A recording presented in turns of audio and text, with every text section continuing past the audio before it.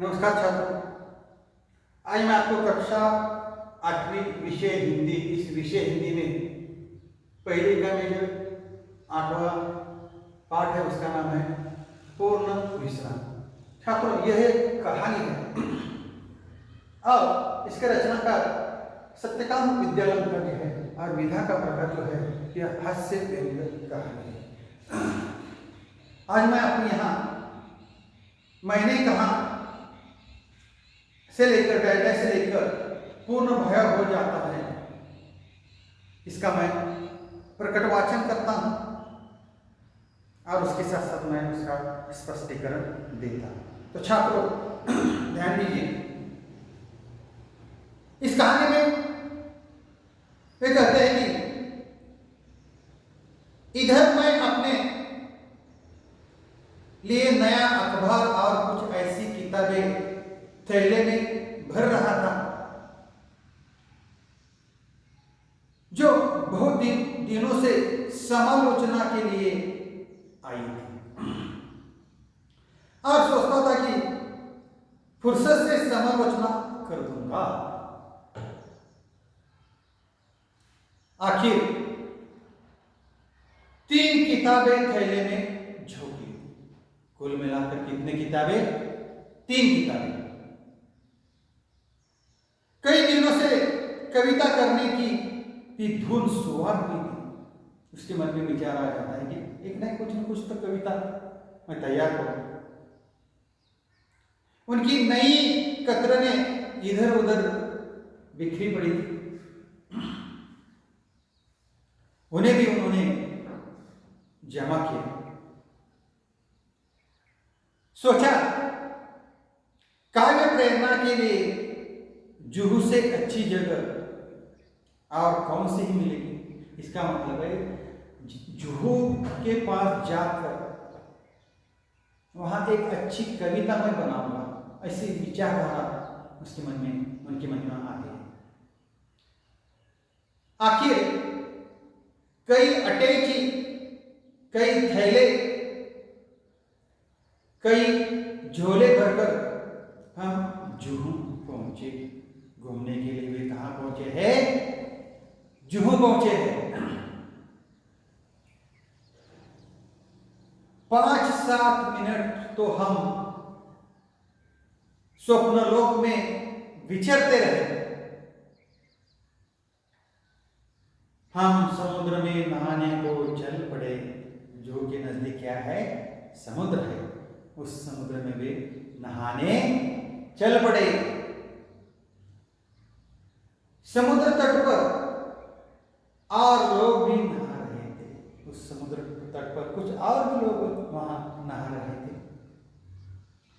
एक ऊंची लहर ने आकर हम दोनों को ढक दिया। लहर की उस थपेड़ से न जाने श्रीमती जी के मस्तिष्क में क्या नई स्फूर्ति आ गई कि उन्होंने मुझसे पूछा। उनकी जो पत्नी है, उस पत्नी ने उनको सवाल पूछा है, तुम्हें याद है बरामदे की खिड़की तो तुमने अंदर से बंद कर दिया था या नहीं? और एक सवाल उसके मन में आ जाता है। मैं कह उठा, मुझे तो कुछ याद नहीं पड़ता। जवाब दिया है, अगर वह बंद नहीं हुई और खुली हुई रह गई तो क्या होगा? प्रश्न चिन्ह दिया। अलग अलग प्रकार के प्रश्न उनके मन में आ जाते हैं। कहते कहते श्रीमती जी के चेहरे का रंग अब पीला पड़ गया। मैंने कहा, चलो छोड़ो इन चिंताओं को, जो होना होगा हो जाएगा। मेरी बात से तो उनकी आंखों में आंसुओं का समुद्र ही भर पड़ा। उनके कांपते ओठों पर यही शब्द थे, अब क्या होगा, अब क्या होगा, अब क्या होगा। अलग अलग प्रकार के प्रश्न उनके मन में आ जाते हैं।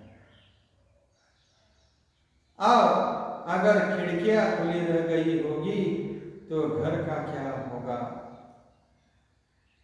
यह सोच उनकी अधीरता और भी ज्यादा होती जा रही थी। मैंने तेजी से मोटर चलाई।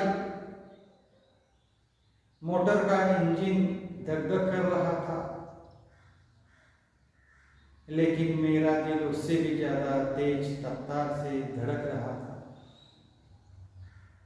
जिस रफ्तार से हम गए थे, दूनी रफ्तार से वापस आए। अंदर आकर देखा कि खिड़की की चटखनी बस्तूर लगी थी। सब ठीक ठाक है।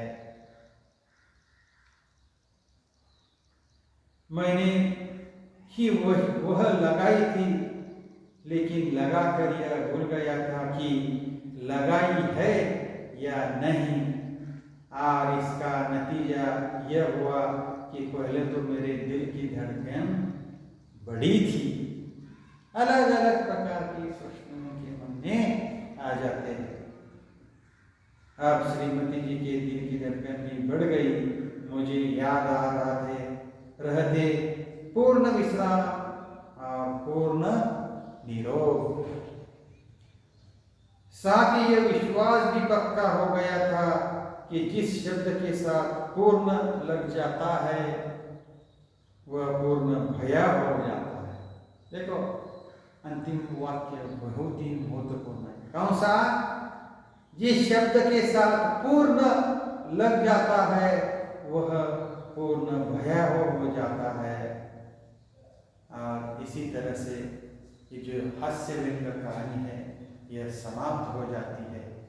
तो छात्रों, आज मैंने आपको कक्षा 8वीं विषय हिंदी पहली इकाई में जो 8वीं कहानी है उसका नाम है पूर्ण विश्राम। इसके रचनाकार है सत्यकाम विद्या का प्रकार हास्य व्यंग कहानी। इस कहानी में आए हुए मैंने आपको रचनाकार का परिचय दिया है। उसके साथ साथ इस कहानी के बारे में सारांश की जानकारी दी है। इस कहानी में आए हुए कठिन शब्द का अर्थ मैंने आपको बताया है। उसके साथ साथ मुहावरों का भी अर्थ बताया है। और इस कहानी का मैंने आपको प्रकट वाचन करके उसका मैंने स्पष्टीकरण भी दे दिया है। और इसी तरह से ये जो कहानी है समाप्त हो जाती है। तो छात्रों, इस कहानी के नीचे जो प्रश्न है उस प्रश्न के उत्तर आप काफी में लिखे हैं। और यहाँ मैं ठहरता हूँ। धन्यवाद।